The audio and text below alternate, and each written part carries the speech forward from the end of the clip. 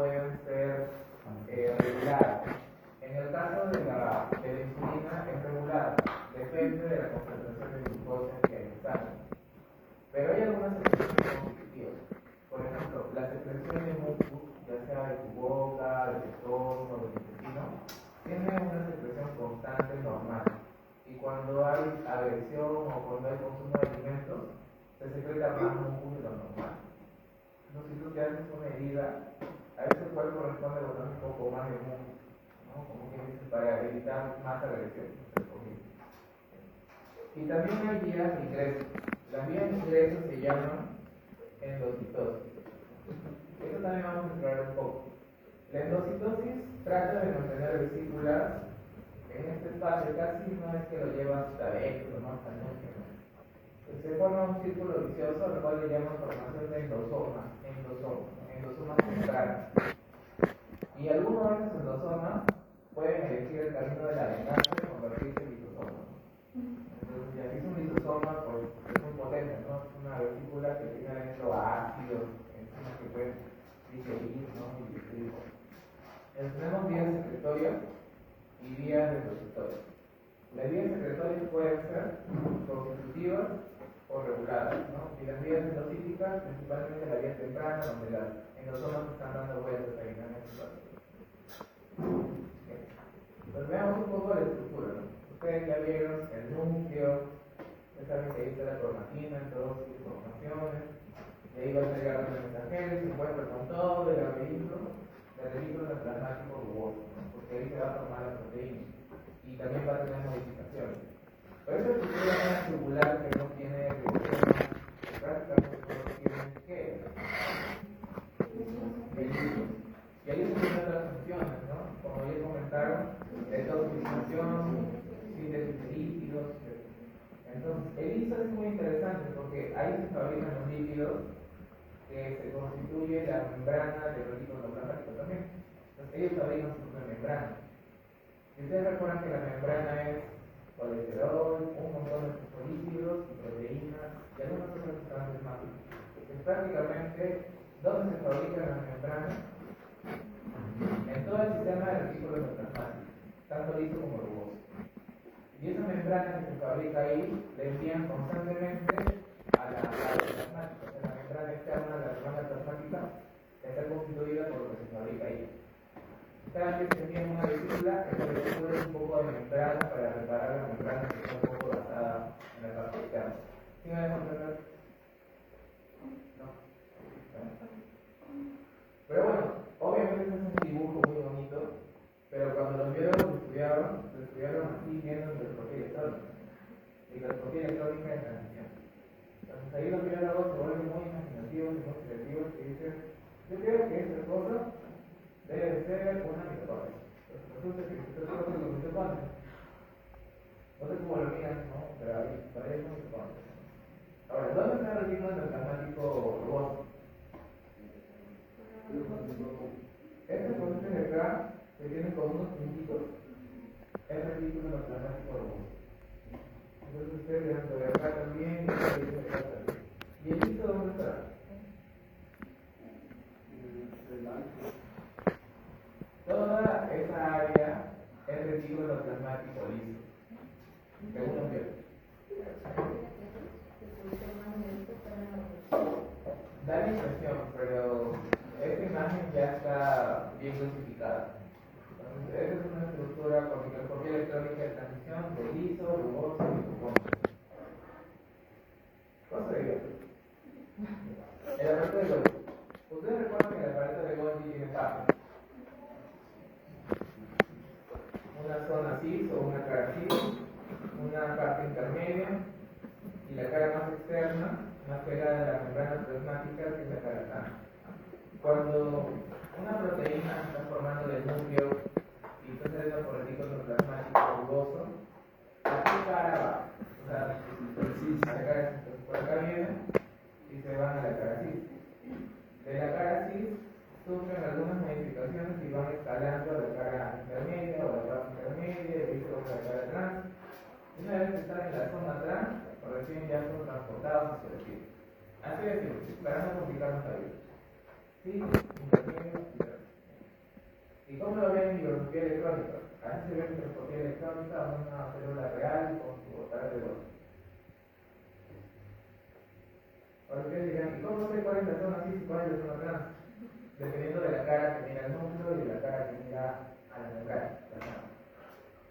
Entonces, eso de acá es la membrana nuclear. Y ustedes deducirían cuál es la cara física. De primera.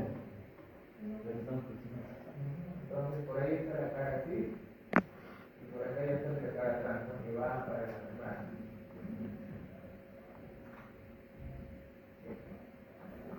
Ahora, la forma en cómo se mueven las vesículas también tiene nombre. Si una vesícula se va a secretar, se denomina que sigue una vía, pero una vía que le decimos anterógrada. ¿Ya? Cuando tú secretas algo, sigues una vía anterógrada. Entonces, aquí está el retículo endoplasmático otra vez, va a producir una vesícula, tal vez de insulina, una proteína de insulinamiento, va a pasar un espacio que es como un campo de muerte, que le llaman alergia, para llegar recién a la cara física. Y uno dice, wow, no se combina la arena y el hombre, pusieron ERGI y otra cosa. Pero resulta que la sigla ERGI significa compartimiento intermedio entre el aparato de Golgi y el retículo endoplasmático. Eso significa ERGI. Entonces lo que está haciendo los deditos es ERGI. Entonces es obvio que la vesícula tiene que pasar esa zona para llegar a la pared de Golgi. Pasa el ERGI y llega a la cara física. Salud. Una vez que llega a la cara así, tiene que pasar a la cara intermedia, después tiene que pasar a la cara trans. Pero eso no sucede solo porque es una vesícula y ya, o por obra y gracia del Espíritu Santo, eso tiene explicación molecular. Hay proteínas importantes que permiten que esa vesícula camine y se vaya para la cara trans y no regrese, porque una vesícula podría regresar si quiere. Por acá tenemos otra vía. Una vesícula que dijo, no, yo no me quiero ir, me quiero regresar. Y lo que está haciendo es regresar. Cuando una vesícula regresa, se dice que está tomando una vía retrógrada, porque está retrocediendo. Entonces las vesículas que salen, anterógradas, las vesículas que regresan, retrógradas. Entonces se preguntarán, ¿y qué proteínas tal vez son las que les ayudan a hacer esos procesos? Aquí están. Son unas proteínas que están en la membrana de esta vesícula que se llaman proteínas COP. Estas proteínas COP, como siempre los científicos no son creativos, le pusieron proteínas del complejo que recubre una vesícula. ¿Ya? O sea, es una proteína de un complejo de recubrimiento. Eso es complex group. Es una proteína que recubre la vesícula. Proteínas COP. Ahora, existen las COP1 y las COP2. Las COP1 lo que hacen es llevar del aparato de Golgi al retículo endoplasmático, la vesícula. ¿Y qué es lo que hace la COP2? La COP2 lleva del retículo endoplasmático al aparato de Golgi. Entonces, preguntaría, ¿qué COP es la que predomina en la vía anterógrada? COP2. Porque COP2 lleva del retículo endoplasmático al aparato de Golgi. ¿Y quién predomina en la vía retrógrada? COP1. También hay otro grupo de proteínas que están involucradas en vesículas, pero para endosomas, que son las creatinas. Entre las creatinas llevan a las vesículas de la parte trans, esta es la sigla de Red Trans Golgi, Red Trans Golgi, y lo lleva para hacer endosomas. Acá está la cara trans, y toda esa cara trans también la denominan la NET o la Red Trans Golgi. Por aquí salen algunas vesículas cubiertas de platinas, hacen que esas vesículas no se cierren, sino se mantengan en este espacio, como un endosoma, ¿no? En este espacio. Y algunos endosomas, si siguen el camino de la venganza, se pueden convertir en lisosomas. Y ya, ¿no? Están ahí esperando la realización de aire. Como siempre, cuando nos gusta complicarnos la vida,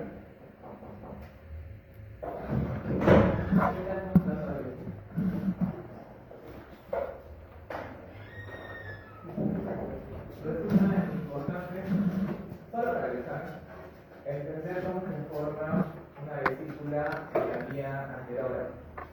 Es un poco más complejo de lo que ya vimos, pero vimos el tema general, entonces yo voy a tener un poco más sentido. Primero, ¿se acuerdan qué proteínas COP es la que permite la vía la 2. El retículo endoplasmático rugoso a la cara cis. Y para llegar a la cara cis tienes que mostrar una zona. Todo claro. Pero es un poco difícil cómo se forma la vesícula realmente. Cuando uno le dice, wow, al volver a manipular y hacer todo eso, se complica la vida. Y necesariamente hay. Entonces, estos son todos los legos, por decirlo así, los componentes para formar una vesícula. Necesitamos proteínas COP2 si queremos la vía enterógrada, obviamente. Pero también necesitamos algunas otras proteínas que ayuden a formar esa bolita, porque no es que la membrana es una bolita, ¿no? Tiene que formarla. Hay unas proteínas importantes que se llaman las proteínas SARS, en este caso las SARS-1, que son proteínas que trabajan con GTP. Ustedes se acuerdan que la energía para muchas cosas en la célula o es ATP o GTP. Y en este caso es GTP. Entonces, esta SARS va a trabajar con GTP. También necesitamos proteínas de carga que ayuden a darle forma a la vesícula y otros receptores de carga que van a atrapar a la proteína que va a ser secretada. Porque ¿cómo sabes que la proteína que quieres secretar va a quedar dentro de la vesícula? Necesitamos todo esto para formar esta estructura de a poquito. La proteína, la receptora de carga, que es esto de aquí que parece como una pinza, va a agarrar a una proteína blanca, que bien podría ser insulina, y la va a retener ahí. Y podrían ser varios, no podría ser insulina. Como lo va a retener ahí, tenemos otra proteína, que es la que está por aquí, que estoy comentando, que va a ayudar a darle poquito a poquito, darle la forma de esfera. Y por último, en la parte superior está el COP2, que es el que le va a dar la señal para que vaya por la vía anterógrada. ¿Sí? Entonces, y al final tienes esto, ¿no? Todo esto es una membrana compleja, llena de proteínas, y adentro hay sustancias que van a ser secretadas. Obviamente eso es lo resumido, porque sí hay más detalles en el libro. O sea, los receptores de carga le dan la forma y los COP2 le dan la señal para que haga un proceso anterior. Más o menos. Si no, acá lo vamos justo a volver a repetir. Entonces, primero, para que se forme la vesícula, primero se va acercando la proteína SARS. La proteína SARS se acerca a una zona donde se pueden formar vesículas. Esa zona donde se pueden formar vesículas tiene unas proteínas en el retículo endoplasmático, ¿no? Es una membrana del retículo endoplasmático. Esas proteínas se llaman YEF. Bueno, como siempre, YEF es una sigla. Es una proteína intercambiadora de guanina. O sea, un guanine exchange factor, ¿no? Un factor intercambiador de guanina. Entonces, SARS-1 intercambia su GBP por GTP. Ustedes saben que cuando se cambia GBP por GTP, se suele activar alguna proteína. Así como fosforilación, es similar. Entonces, SARS ya tiene un GTP, y al hacer SARS GTP se puede unir a una zona del retículo endoplasmático donde va a surgir una vesícula. Entonces, primer paso, SARS con GTP. Ya SARS con GTP. De ahí se van a unir al SARS con GTP, que es esta bola rojita, esas proteínas de carga que vimos arriba, que tiene un nombre, se llama C23 y C24, y también se va a unir el receptor de carga, que es esto que parece una pinza, que es lo que va a agarrar a las proteínas que por ahí estén circulando, que van a estar secretadas. Justo una insulina no estaba por ahí, le dijeron ven para, y la escaparon, ya no la soltaron. A ver con otras proteínas que aseguran que van. Porque si no dan cuenta, en esta parte de la membrana yo va a tener un poco de cobertura. Entonces, estas proteínas que acabo de pintar ayudan a que se vaya formando un poco de ángulo para formar la curvatura. Entonces, mientras se van acumulando, tanto la proteína receptora de carga como la otra proteína de carga, se va generando más o sea, una forma de esfera, ¿no? Poquito a poquito, ¿no? Y cuando ya tienen lo suficiente, se van también adosando en la parte más externa estas proteínas C3 y C31, que ustedes lo conocen como COP2. ¿Ya? La COP2 son estas proteínas. Obviamente es como el detalle interno de la proteína, ¿no? Pero mejor digamos el COP2. Y cuando ya juntaste muchas, vas a tener que esa estructura. Una vesícula que tiene todo su contenido interno, ¿no? Que es tal vez muchas insulinas que van a ser secretadas para el metabolismo. ¿Sí? ¿Qué haces? Ahora con el tipo de... Allá. Claro, no hay problema. Entonces, el primero actual es SARS. ¿Ya? SARS necesita GTP para ser activo. Entonces, el primer paso es cambiar nuestro GDP por GTP. ¿Y eso quién lo hace? La proteína Y que está en la membrana del retículo endoplasmático. Una vez que SARS tiene GTP, SARS es más atractivo para otras proteínas, como son C24 y C23 y 24. Estas proteínas C24 y 23 atraen a unas proteínas como esa de aquí, como una pinza que es el receptor de carga, y estas otras proteínas que son las proteínas de carga. Entonces, estos dos conjuntos de proteínas tienen funciones. El receptor de carga es el que atrapa a la proteína que van a secretar. Y obviamente cada receptor tiene afinidad por diferentes tipos de proteínas, así que depende de qué proteína es. ¿Ya? Y hay un gen diferente para cada tipo de proteína de receptor de carga para un producto que se va a secretar. Es muy importante. Y también las proteínas de carga, que son las que van a ayudar a que la vesícula vaya teniendo forma de esfera, poquito a poquito. Porque si se va moviendo más, van a dar más curva, hasta que al final sea un esfera. ¿Sí? Y para terminar, como la cereza del pastel, pues arriba tienen que ir esas proteínas que son COP2, solo que en nombre específico se llaman C3 y C3. ¿Sí? Esa es la más difícil de toda esta clase. ¿Sí?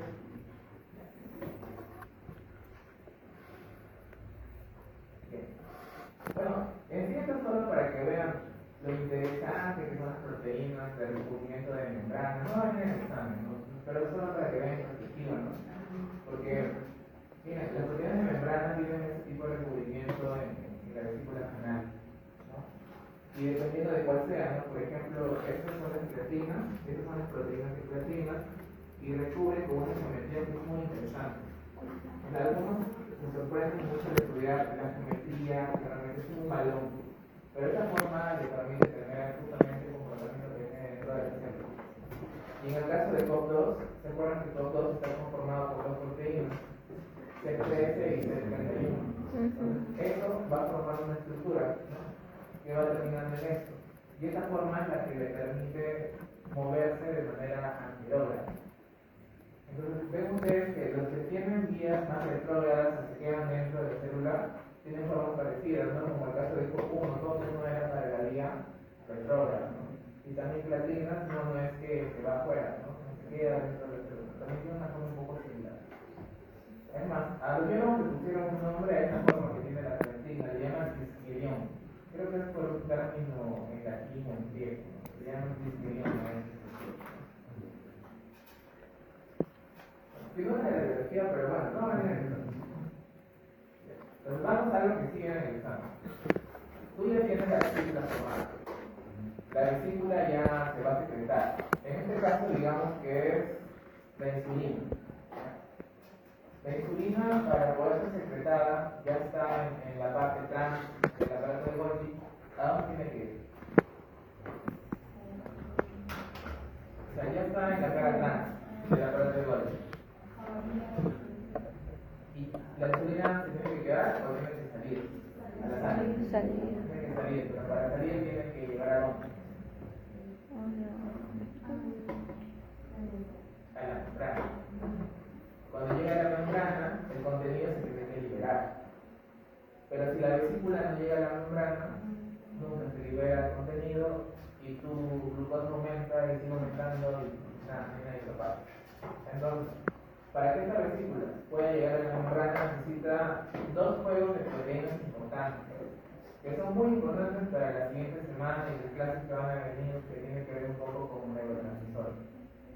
Hay un grupo de proteínas que se llaman proteínas SNAP, ¿ya? Estamos acá, en este caso USNAP. Le pusieron USNAP porque es la proteína de la vesícula, por eso es U, o de B, ¿ya? USNAP. Y hay otro conjunto de proteínas que son las proteínas, o sea, que están en la membrana blanca. Así que eso con esto se atrae, para que al final se pueda expresar. Hay otro conjunto de proteínas importantes, que son las proteínas RAF. Las proteínas RAF tienen una función muy importante, porque el primer paso para que una vesícula se secrete es que se ancle y se pueda anclar a la membrana donde va a ser secretada.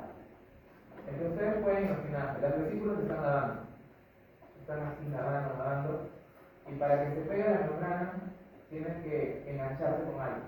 Entonces, ¿quién permite el anclaje? Porque ese es el enfoque de la pregunta, ¿no? ¿Quién permite el anclaje de las vesículas? Las proteínas RAF. Las proteínas RAF permiten el anclaje, ya se enganchó. Pero el engancharse no es suficiente. Esa vesícula tiene que pegarse a la membrana y liberar su contenido. Entonces, ¿quién participa en el acoplamiento o función de la membrana con la vesícula? Las proteínas SNAP. Entonces, las proteínas RAF anclaron, pero las proteínas SNAP, cuando se pegan, VSNAP con PSNAP, permiten que la vesícula se acerque lo suficiente para que se fusione con la membrana. Y pregunta, ¿la membrana de la vesícula se parece mucho a la membrana a donde se va a pegar? Prácticamente son lo mismo. Y ustedes saben que en química hay una regla: lo igual con lo igual se mezcla. Así que esa membrana se mezcla con otra membrana y es como tener un choque de piel a piel y se vuelve una sola carne, literalmente. Como se fusiona, el contenido es liberado porque se mezclaron las dos membranas, es como si fueran uno solo ahora. Y la membrana de la vesícula termina siendo parte de la membrana plasmática, y ahí se queda hasta el final del mes. El contenido fue liberado. ¿Ya está? O sea, el contenido de esa membrana de la vesícula Se queda como parte de la membrana plasmática para siempre. Bueno, hasta que se degrade un poco. Claro. Y de esa manera tú regeneras membranas también, porque la membrana se degrada. Entonces, ven que todo tiene sentido, ¿no? Todo es una maquinaria, todo es un pago. Endosomas. Dijimos que había proteínas importantes para formar endosomas. ¿Se acuerdan qué proteína es importante para formar endosomas? Creatina, muy bien. Ahora, las creatinas, cuando forman endosomas, a veces toman el camino de la venganza, como dijimos, que forman lisosomas, pero no todas las endosomas son lisosomas al final. Para que un endosoma se vuelva lisosoma, tiene que tener en esa parte de la vesícula bastantes proteínas con manosas consolidadas. De hecho, cuando viene una proteína desde el núcleo, acá tiene manosas. Las proteínas que reconocen manosas de esa parte de la vesícula la captan, ¿no? ¿Por qué? Las proteínas que van al lisosoma son proteínas que tienen azúcares modificados, o sea, manosas consolidadas. Si tú tienes un montón de proteínas con azúcares consolidados, manosa, que es un azúcar consolidado, tú ya sabes que eso va a terminar siendo un lisosoma. Es una señal que tiene la célula para decir que esto va a ser un lisosoma. Entonces, vemos esta vesícula un poquito más agrandada por acá y tiene una proteína receptora. Obviamente va a recibir una enzima. Si tiene manosas consolidadas, va a ser un lisosoma, no va a ser un lisosoma tranquilo. Y arriba va a tener una creatina. Y acá hay un adaptador que reconoce la creatina y lo une con la proteína receptora. Bien, nos pasamos acá un poco a las creatinas. Habíamos dicho que las creatinas forman estructuras, o sea, son como estructuras de trisquelión que está por acá, que es señalado, van formando estructuras como un balón. Y adentro se van acumulando algunas proteínas, ¿no?, de interés, que bien podrían ser enzimas para formar lisosomas más adelante. Esto sí es importante. Las proteínas adaptadoras son las que determinan si esa vesícula va a ser un endosoma o si va a ser un lisosoma. Entonces, hay complejos de proteínas AP1, AP2 y AP3. Si esa vesícula tiene complejos de proteína AP1, va a ser un endosoma. Un endosoma tranquilo. Si el complejo de vesícula tiene, o sea, el AP2, más bien es para la endocitosis, para atraer moléculas de afuera dentro de la célula, ¿ya? Endocitosis. Y si tiene complejos AP3, eso sí elige el camino de la ventana. Si tienes complejos AP3, tú vas a hacer lisosoma sí o sí. Entonces, AP1, endosoma tranquilo. AP2, endocitosis. O sea, tragar bacterias, lo que sea de afuera. Y complejos AP3, lisosoma. Pues depende mucho del adaptador, que es el AP, es el adaptador o el complejo de proteína adaptador. Entonces, acá vemos una vía endocítica, ¿ya? Esta es una imagen de microscopía electrónica, es una imagen real de la membrana de una célula inmunitaria, de un macrófago. ¿Ustedes se acuerdan que hacen el macrófago? Sistema inmunitario, llaman fagocitosis.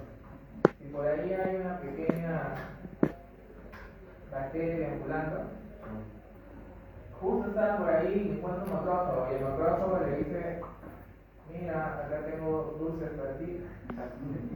Tiene unas proteínas que son muy atractivas para esta bacteria, pero no sabe la bacteria de que esa zona es una trampa, porque esa zona tiene creatina. Y las creatinas son las proteínas que van a formar un endosoma y se lo va a llevar directo a un lisosoma y se lo va a llevar al camino de la muerte. Entonces, no sabe la bacteria de lo que va, y la bacteria justo cae en la trampa. Cayó en la trampa. Se enganchó con un pozo de creatina. Y como ven, esta es una imagen real, se va formando poco a poco el endosoma, ¿no? La vesícula se va a ingresar. Entonces ya aquí está prácticamente cerrado, ¿no? Y ya aquí está totalmente cerrado. Y no sabe cuál es su destino. O sea, eso no se queda en su mano. Eso se lo envían directo a un lisosoma. Y si se queda esto como lisosoma, ¿qué va a pasar con la bacteria? Munición, ¿no? Total, ¿no? Recuerda la bacteria munición. Entonces, esa es la estrategia que tiene el sistema inmune como primera barrera, ¿no? De defensa. Acá, por favor, los puntos acá está el proceso. Hemos comentado, ¿no? Aquí en este pozo hay proteínas de creatina. Hay más, ¿saben? Las células inmunitarias tienen alta densidad de creatinas en una zona muy densa de la membrana, que no sé si ustedes se acuerdan cómo se llaman, zonas densas, ricas en fosfolípidos, colesterol y proteínas de la membrana. Son zonas un poco más densas que otras partes de la membrana y tienen un nombre. ¿Ustedes se acuerdan? Esta balsa lipídica, ¿ya? Entonces, las balsas lipídicas son zonas densas que tienen proteínas y suelen tener creatina. Entonces, ¿en qué trampa cae la bacteria? En una balsa lipídica llena de creatina. Está en parte de la muerte. Una vez que es endocitado, ahí dicen: ¿qué hacemos con esto? Reconocen que es un hospedero que no quieren y lo envían directo a un lisosoma. Y se forma el famoso fagolisosoma. Y el fagolisosoma lo que hace es destruir todo lo que hay adentro, y salir bacterias. Y la bacteria, como está hecha de carbohidratos, lípidos y proteínas, los residuos de la bacteria son usados por la célula para generar otras cosas. Todo se recicla. Eres bacteria y ahora eres total de vuelta. Así como todo, ¿no? Antes era vaca y ahora es parte de tu cartílago.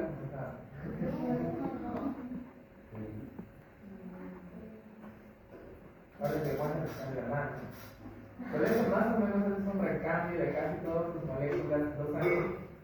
Así que si en 2 años todos te alimentaban de pura vaca y pollo, todos los átomos y moléculas son parte de ti ahora.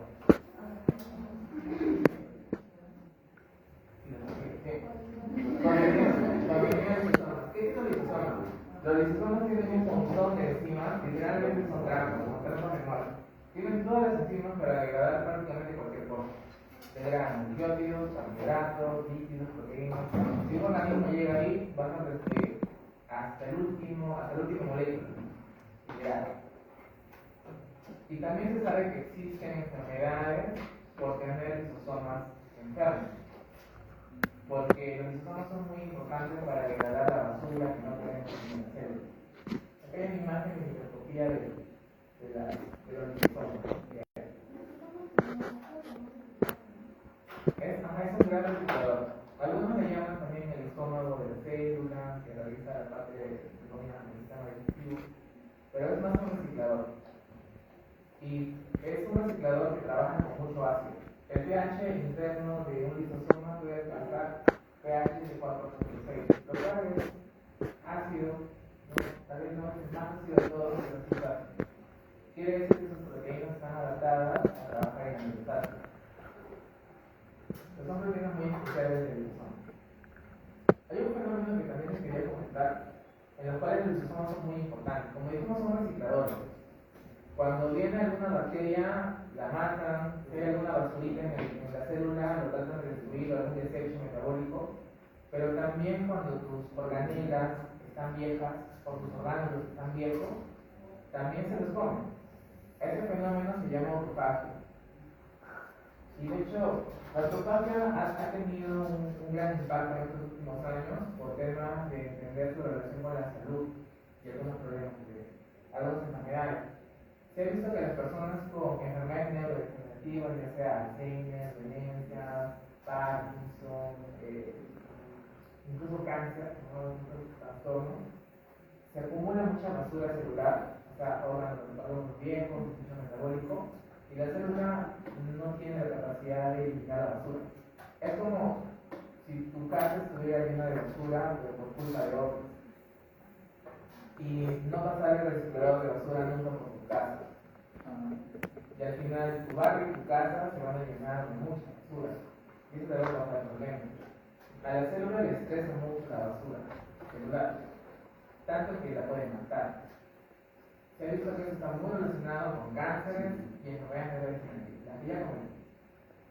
Entonces, si la autofagia es muy importante para reciclar y para botar la basura,